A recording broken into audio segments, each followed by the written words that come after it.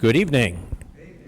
It's good to see everyone here tonight for the second day of the gospel meeting. It's always strange it's the second day, but we're more than halfway done already. We've got two more lessons after tonight, but it's been very, very good to be here with you.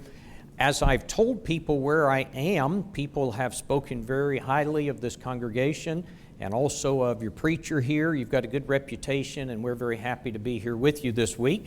The meeting that's coming up with Brother Chris Perry, I have heard Chris speak on multiple occasions, and he is a very excellent speaker. And so if you can hear Chris, he's a sound brother and very, very capable, and it would be a blessing for you to do that. Once again, I will mention the materials outside on the table to the right from the Gospel Broadcasting Network. It will tell you about the work that we do. All of those DVDs are free. We've got DVDs on various subjects.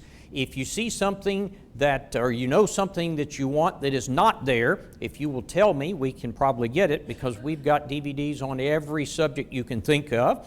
We are also in the process, I told you last night, if you will download our app, go to your mobile device and download GBN, and you will have a tremendous amount of material. Some of our most popular shows, the Authentic Christian Podcast, is back on the air for Season 3. This first episode, they're talking about the chronology of the Bible, and it's not laid out in chronological order. That could be confusing to people. We've got the Answering the Error program, where we take videos submitted to us by viewers, and we play these denominational videos, and we will stop it and discuss what they are teaching. We've got video commentary on most of the books of the Bible, and we are very soon going to be releasing written commentary covering all of the Bible, ultimately to finish all of it, but we've got about 40 books that will be done, and that will be free so that people don't have to go online and get denominational material, but they will have sound material from our brethren. So I would like to think by the end of July it will be available. If not, certainly in August that will be up and running. So you can find that on our app. It's also on our website, gbntv.org. There's some envelopes if you'd like to make a donation to GBN. We never sell anything. We exist completely from the support of members of the church and congregations of the Lord's church. If you want to know more about that, ask me about it. In fact, before we get started, I wanted to show you this. That's my granddaughter again. I showed it to you last night, and so I figure I'll slip that in anytime I can get an opportunity. In 2018, we were having our lectureship at South Haven, where I was preaching at the time. It was Thursday night, the last night of our lectureship. Brother Robert Taylor was speaking. He's closed it out for years. Sherry was not there because she and her sister were at the assisted living home with her dad. He had cancer, and he was very near to the end. He was on hospice. And so just as we said the amen, I got a call. It was Sherry, and she said, you need to get over here quickly. Daddy's dying. So I ran outside, jumped in my truck, and I headed over there. When I got there, I came in. It was Sherry, her sister, and the hospice nurse in the room. And Sherry's dad was just breathing erratically, just They said he'd been doing that for like 3 hours. The hospice nurse told me that sometimes people try to hang on and they just fight it and they don't want to let go, and they need someone to tell them it's okay. You can let go.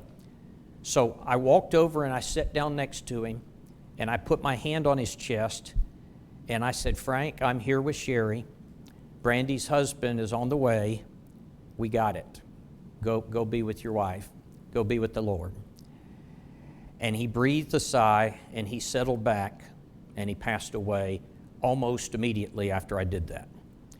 I believe he was fighting to hold on until I got there so that the girls weren't going to be left there alone. At that moment, you can't help but wonder what happened.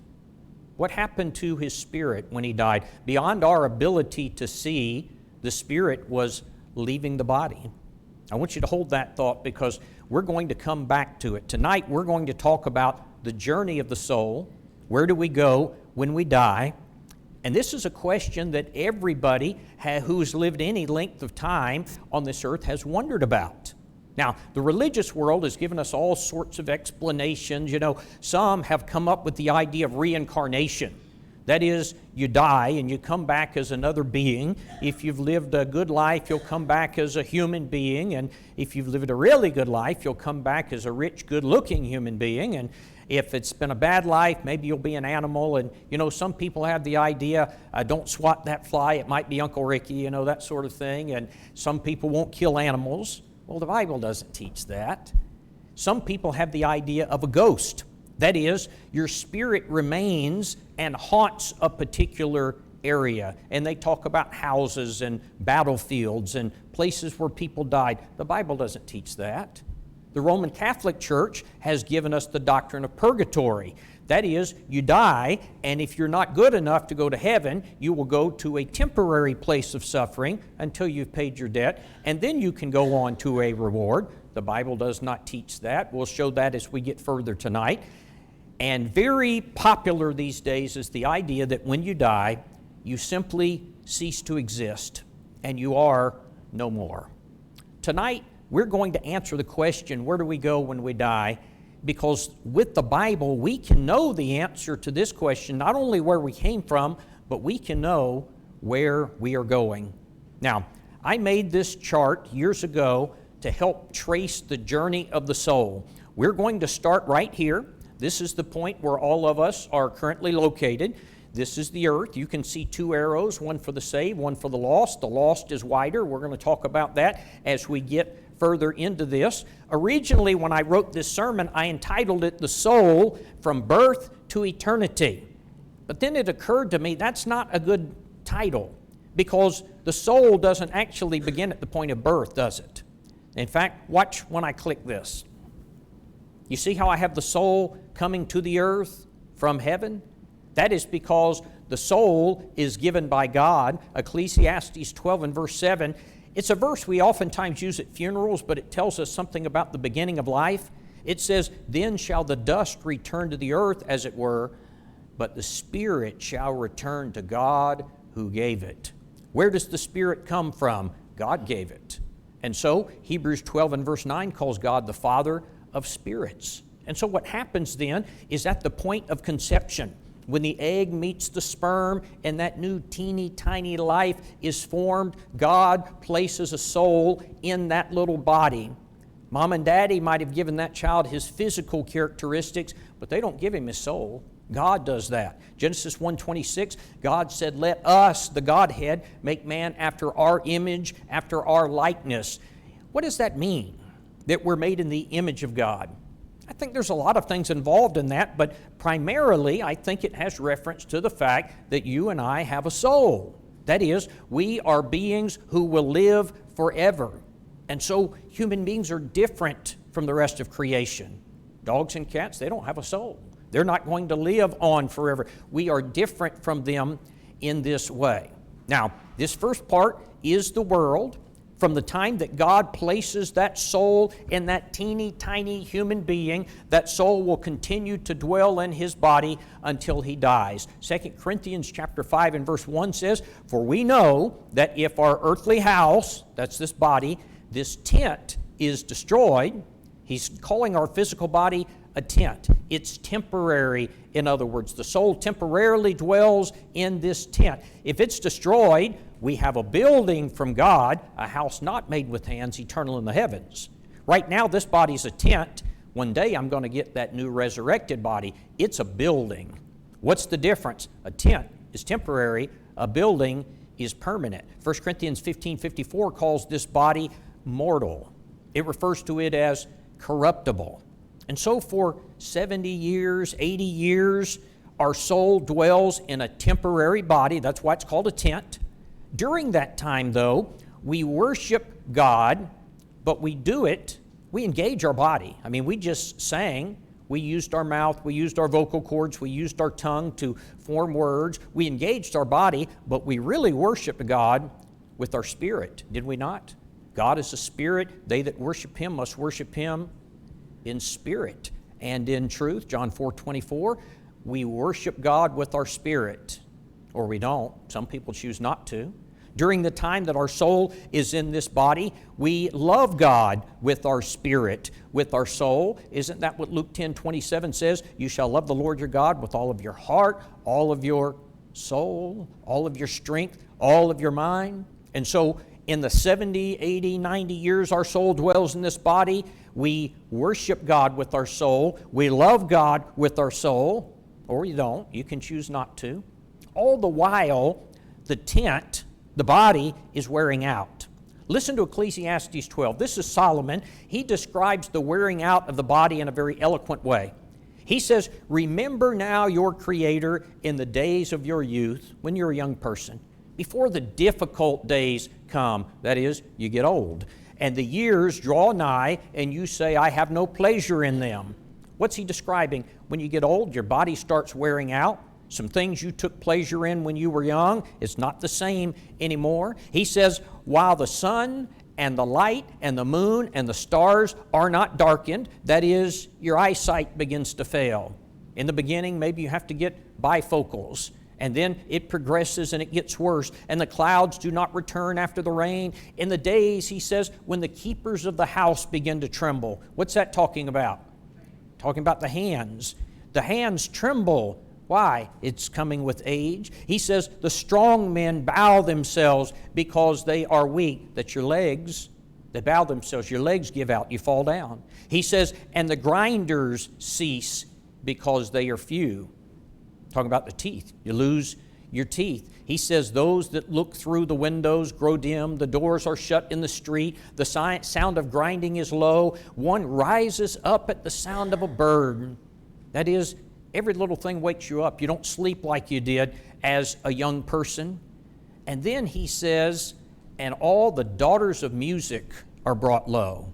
That is, you start to lose your hearing. They're afraid of heights. Why would you be afraid of heights? Well, if your legs are going to give out, you don't want to be in a high place. He says, there is terror in the way, and the almond tree blossoms. You know what he's talking about when he says the almond tree blossoms? If you've ever seen an almond tree, when it's turning white or turning gray, it's got these white leaves all over the top. He's talking about heads of hair. I see some almond trees out here tonight. And now, some turn gray. For some, the leaves just fall out. But I see both of those being represented tonight. But he says that happens. Your hair turns gray. Your hair falls out. The grasshopper is a burden. Something very small is a burden. Desire fails. You don't have the same desires you did when you were older. Man goes to his eternal home. Mourners go about the streets. Remember your Creator before the silver cord is loose, the golden bowl is broken, the pitcher is shattered at the fountain, or the wheel is broken at the well. In other words, very poetically, he's saying, before you die. Now listen.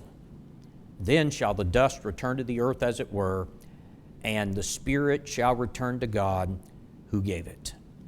What does that mean? For 70 or 80 years, your spirit has been dwelling in this body. The body slowly wearing out. The older you get, you start to see it. In your 40s, you see changes. In your 50s, you see more changes. It gets to the point, eventually, this body's going to die, and your spirit is going to leave it. Now, that brings us to this next little piece on the chart, that is death.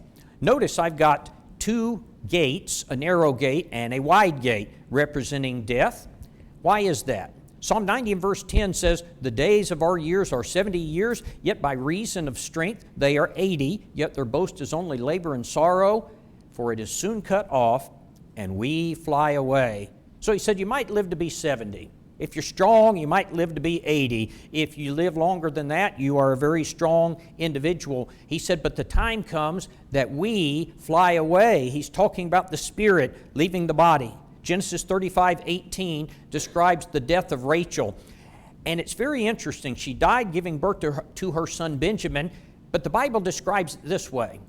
And it came to pass as her soul was in departing. Isn't that interesting language? Her soul was departing. That means she's dying. As she dies, her soul departs. Where does it go? It flies away. Psalm 90 and verse 10. James 2:26 says the body without the spirit is dead. That is the biblical definition of death. The body without the spirit. So where does it go? Where does it go? You say, well, Don, on the resurrection day, they're going to get a new body. That's true. They're going to get a new body, an incorruptible one. But what about in the meantime? What if you die tonight, but the resurrection day doesn't come for another 1,000 years? What happens to your spirit? Listen to this. 2 Corinthians 5 and verse 1, we know that if our earthly house, this tent, is destroyed, we have a building from God, a house not made with hands, eternal in the heavens. That is the resurrected body. But keep listening to verse 4. We who are in this tent groan, being burdened, not because we want to be unclothed, but further clothed, that mortality may be swallowed up in life. What is he talking about? In this short description, he says a lot. He says, being in this body, we're clothed in a tent. I get that. It's temporary. It's a tent. He speaks about the resurrected body as a building. I get that. It's the one that's going to continue to stand. But then he says, he speaks of being unclothed. What is that? Well, this body's a tent. That one's a building. But in between, there's going to be a time when my spirit doesn't have a body. And that's why he says that it is unclothed. There will be a period of time when my spirit leaves this body that it is going to not have a body at all. Now, that's going to take us to the next part of this journey. You've got the death. You've got one death for the narrow, one death for the wide. The reason for that is Matthew 7:13 says, straight is the gate, narrow is the way which leadeth unto life, and few there be that find it. But then the other is the wide gate. Broad is that gate. Many there be that enter in thereat. What's the difference? In fact, most of humanity is going to enter that gate. We'll say more about that as we go. That takes us to the next step in the journey, and that is Hades. This is the Hadean realm. Now, brethren, this entire second section, this entire second circle represents the Hadean realm. This is Hades. The reason I emphasize that is people oftentimes get confused because folks think of Hades as hell. You say Hades, they use it interchangeably. Hades, hell. That's not right. The word Hades actually refers to the dwelling place of the dead. It is kind of a holding area for disembodied spirits. Good people who die go to Hades, bad people who die go to Hades. I think that part of the reason we're confused about this is the old King James Version takes two different words, the word Hades, Hades in the Greek, and Gehenna, which is hell, and it translates Hades and Gehenna as Hades, or as hell. And that's not right. Two different words translated both as hell, and we're confused about that. So we see the Greek word for Hades, and the King James says hell. It is two different words. Hades is the dwelling place of the dead. Gehenna is hell. When you understand the difference, it helps you understand some passages. For instance, Matthew 16:18, Jesus promised to build his church, and he said, and the gates of hell will not prevail against it. The word in the original is not hell, the word is Hades. What Jesus was saying is, he's been promising his disciples, I'm going to build my church, the kingdom is coming, but he's about to die. What was he saying? I'm going to go into the realm of the dead, Hades, but that's not going to stop me from building my church. He wasn't saying he's going to hell. That's not the point of that passage. If you don't understand the distinction in these words, you're going to get very confused. Now, incidentally, in the Old Testament is in Hebrew, New Testament is in Greek. In Hebrew, the word for the dwelling place of the dead is Sheol, S-H-E-O-L. That is Hebrew. In the New Testament, it is Hades, Hades, H-A-D-E-S. Sheol and Hades refer to the same place. When you understand that all people, when they die, go to the Hadean realm, Hades, it will help clear up some things for you. For example, in Acts 2:31, the Bible refers to Jesus after he died as being in Hades.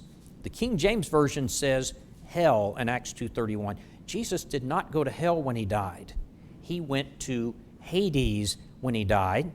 Luke 23:43 specifically, you remember as he's hanging next to the thief on the cross, he said, today thou shalt be with me in paradise. When you understand that paradise is a section of Hades then Acts 2:31 and Luke 23:43 both make perfect sense. Now, in Hades, there is a place where the righteous go to await judgment. That is the top of our chart. In Hades, there is a place where the wicked go to await judgment. It is the bottom of the chart. The best description I know in the Bible of Hades is in Luke chapter 16. So let's read it, and then we'll discuss it. Luke 16, verses 19 through 26. The Bible says, "There was a certain rich man, which was clothed in purple and fine linen, and fared sumptuously every day." He was living it up. "And there was a certain beggar named Lazarus, which was laid at his gate, full of sores, and desiring to be fed with the crumbs which fell from the rich man's table. Moreover, the dogs came and licked his sores. And it came to pass that the beggar died and was carried by angels to Abraham's bosom.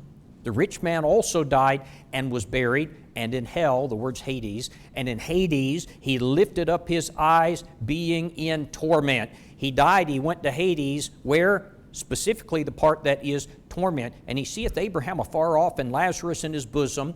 And he cried, and he said, Father Abraham, have mercy on me. Send Lazarus, that he may dip the tip of his finger in water and cool my tongue, for I am tormented in this flame.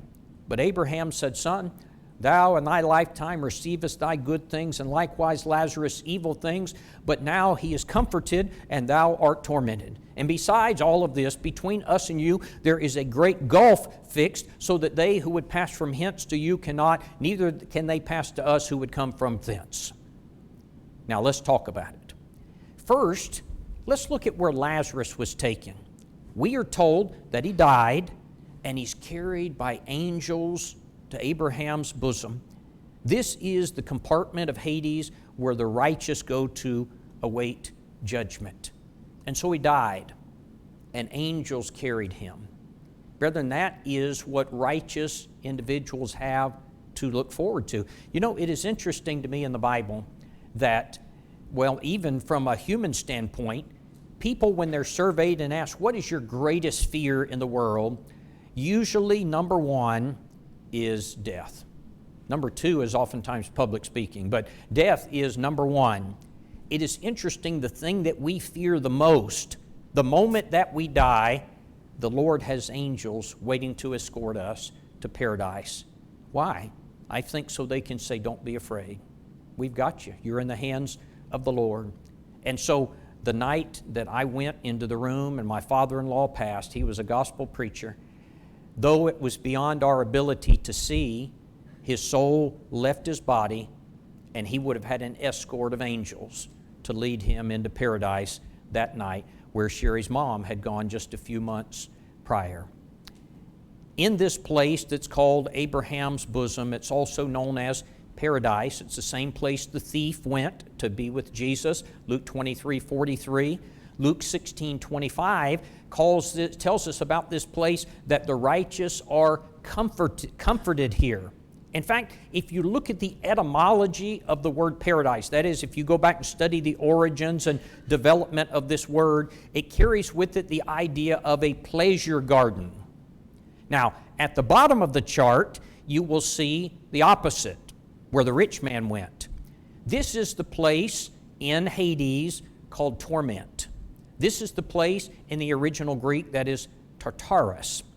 Peter used this word in 2 Peter chapter 2 and verse 4 when he said, For if God spared not the angels that sinned, but cast them down to Tartarus in the Greek, and delivered them into chains of darkness to be reserved unto judgment. This is a waiting place until the day of judgment. In fact, listen how this place is described in verses 22 and 23. Verse 22 says, The rich man also died and was buried. Verse 23, now listen. And in hell, Hades is the word, and in Hades he lifted up his eyes, being in torment. Sometimes when I preach on this, if I have time, I like to take the opportunity to talk about the misery and suffering of this place. We could spend an entire sermon on that, and I've got one, but right now, I want you to observe very briefly that this rich man is burning in fire. This rich man is crying out and begging for mercy. This rich man believes that one mere drop of water on the tip of his tongue would bring him a moment's relief. And I want you to appreciate with me, every person who has ever died lost in the eyes of the Lord has gone to that place. Some have been there for thousands of years, some for months, some for minutes. But I learned something about this place. If you die and you are lost, all you have is a foretaste of hell to come. Another observation I want you to notice is the fact that there is consciousness in the Hadean realm. You know, there is a doctrine taught by some in the religious world called soul sleeping. It suggests that when a person dies, he becomes unconscious, he ceases to be aware until the day of judgment. Ladies and gentlemen, this passage, as well as many others, teach us that after death, we are very much aware of what's going on.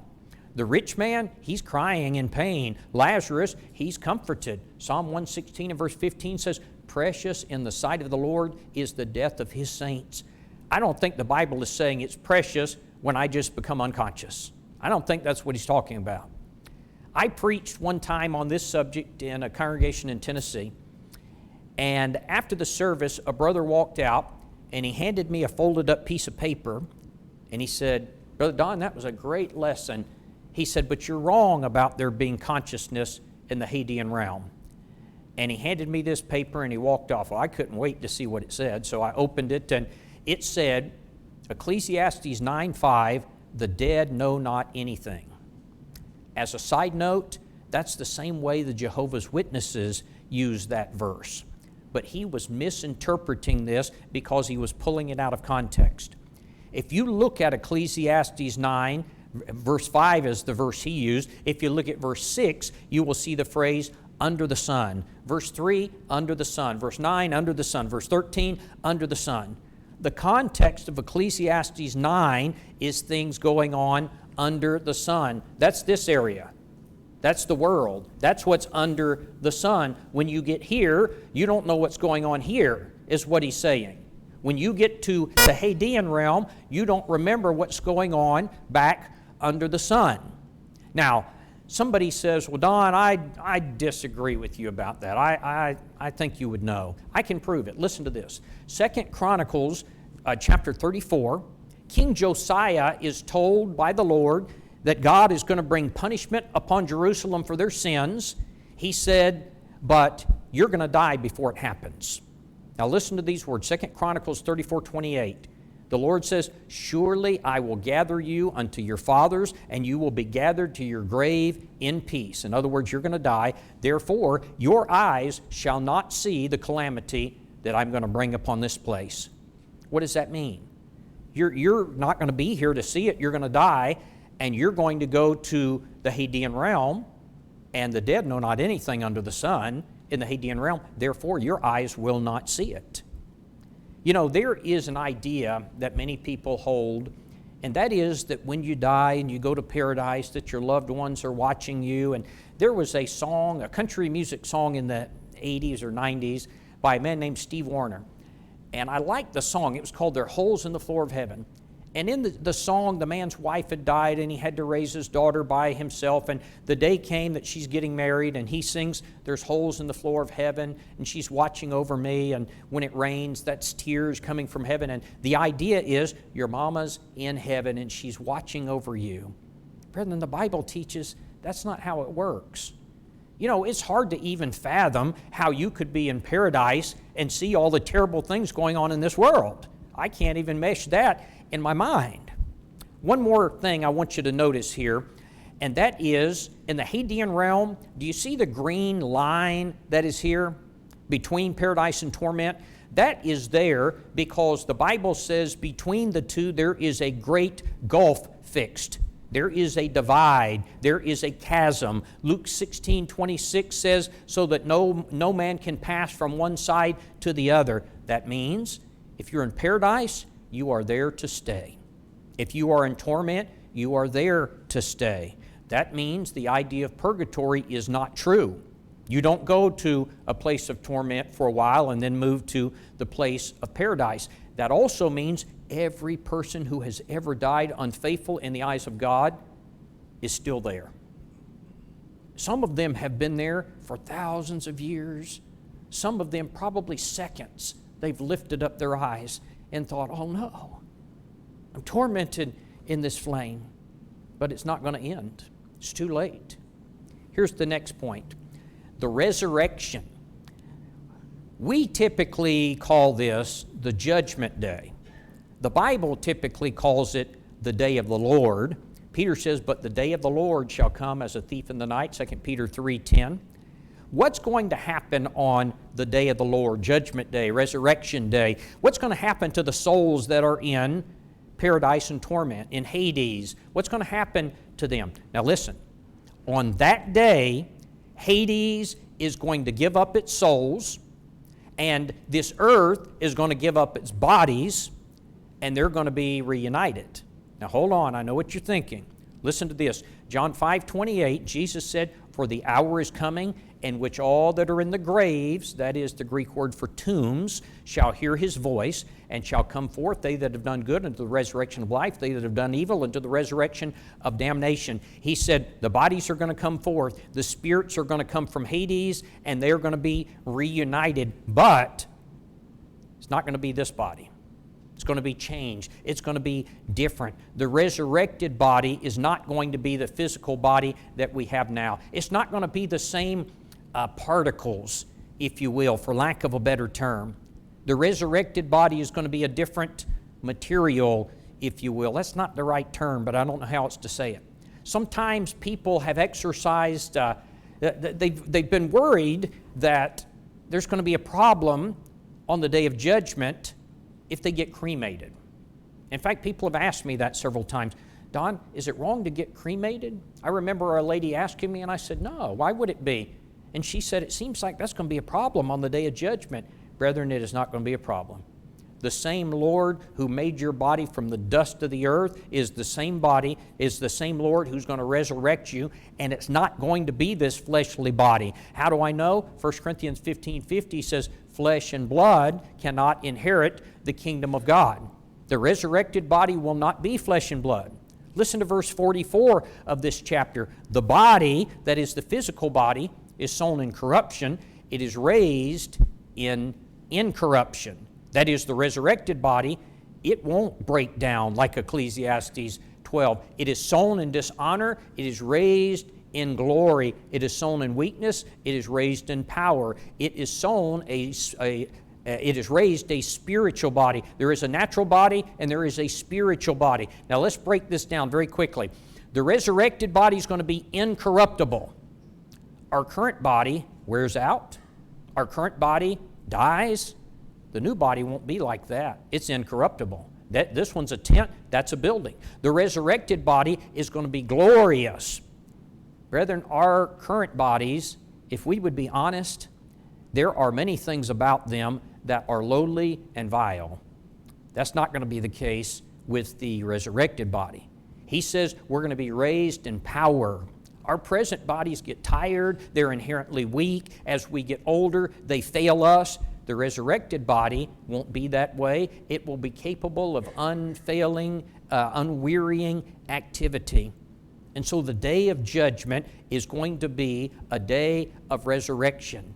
It is the day that Hades will be emptied and destroyed, and we will get our resurrected bodies. Now, somebody says, well, Don, you answered what's going to happen to the souls in Hades. What's going to happen to us if the Lord were to come tonight? What's going to happen to us? Well, the same chapter answers that. In verse 52, he says, in a moment, in the twinkling of an eye, at the last trump, the dead shall be raised incorruptible. That's the people in the realm of the dead in Hades. And we shall be changed. Those of us who are living just like that, we will be changed into our incorruptible bodies.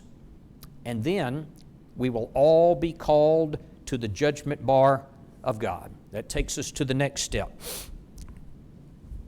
The judgment. After the good and the bad receive their resurrected bodies, we will all stand before Jesus Christ. Matthew 25:32 says, all nations shall be gathered before him, and he shall separate them one from another as a shepherd divides the sheep from the goats. Friends, on that day, all of humanity is going to be present at the judgment bar of Christ. On that day, the rich man and Lazarus will stand before God to receive their eternal judgment. On that day, Abraham, Isaac, and Jacob will stand before God. On that day, Ahab, Jezebel, and Judas will stand before God. Romans 14:12 says, "So then every one of us shall give an account of himself to God." 2 Corinthians 5:10 says, "For we must all appear before the judgment seat of Christ, that every one may receive the things done in his body according to that which he hath done, whether it be good or bad." Sometimes people say, what is the point of the judgment anyway? If you've been in paradise or you have been in torment, it kind of seems like you've already been judged. You know, I think that we're not really thinking about this the right way, because we think of the judgment day as a day when God's going to weigh it and think, okay, he goes to heaven, okay, he goes to hell, and it's not going to be that way. The moment you die, the Lord already knows where you're going to go. We might more properly call it the pronouncement of Judgment Day. That is, the Lord is going to tell the reasons why you're going to heaven or the reasons why you are going to hell. Now somebody says, well, you know, that still seems kind of unnecessary because the righteous and the wicked already know where they're going to spend their eternities. Let me suggest to you that the Judgment Day is important for several reasons. Number one, for those of us who are still living, we haven't been to paradise or torment, so it's necessary for us. Number two, righteousness must be displayed. Now you say, what are you talking about? I want you to remember that the last time that the world saw Jesus Christ, he was hanging on the cross, condemned to die as a criminal. But friends, at the judgment bar of Christ, he will be viewed as the righteous judge, and every eye shall see him. Number three, it is a day of exposure. The reasons why a man is lost will be stated. The reasons why a man is saved will be heralded. And it is the day that death will finally be defeated. 1 Corinthians 15:26 says the last enemy to be destroyed is death. What does that mean? Hades is going to be destroyed. We're all going to go to the judgment seat, and then we have the judgment bar of God. Friends, I don't believe there will be any person in hell who doesn't know why he is there, and there won't be a person in heaven who doesn't know why he is there. Why? Because we will be told at the judgment. Here's the last part of our chart. This is eternity. Matthew 25:46, and the Lord says, and these shall go away into everlasting punishment, and the righteous into life eternal. Everlasting, eternal. Two different words in the English. It's the same word in the Greek. Man has been created in the image of God. Thus we have an eternal soul, a soul that will never cease to exist. The Greek word for eternal and everlasting is the same. You know what that means? The length of hell and the length of heaven are the same. Heaven is eternal. Hell is eternal. Now, there are two alternatives on the chart where you will spend eternity. At the top is a place of eternal bliss. It's heaven. And to them the King will say at the judgment, "Come, you blessed of my Father, inherit the kingdom prepared for you from the foundation of the world." Matthew 25:46 calls that life eternal. The other part at the lower section is hell. It's described in Revelation 21:8 as the lake that burns with fire and brimstone, which is the second death. It's the place the Lord has in mind in Matthew 25 when he says, "These shall go away into everlasting punishment." How long then is hell going to last? It's going to be everlasting. It's going to be eternal. Revelation 14 and verse 11 says, "And the smoke of their torment ascendeth up forever and ever, and they shall have no rest day or night." How could the Lord have made that any clearer to the people who were saying, oh, hell means you just burn up and that's the end? Listen again. "And the smoke of their torment ascends up forever and ever, and they shall have no rest day or night." Friends, I can't imagine anything more terrifying than that. The man who dies and goes to hell, he's got the next day and the next year, and the next 100 years, and the next million years to continue to burn and suffer, and each day that passes, he is no closer to the end. It never stops. Can you imagine lifting up your eyes in torment and you think, oh no, and it's too late, you can't change. The soul of man enters the physical body at the point of conception. It stays in that body for 60 years, 70 years, 80 years, however long you live, the body wears out or it's cut short. That soul leaves the body. It goes into the Hadean realm, to paradise or to torment, where it stays until the resurrection day. We all will be called before the judgment seat of Christ, and then we will go away to eternity in heaven or hell. I'm going to tell you a true story, and then I'm going to extend the Lord's invitation.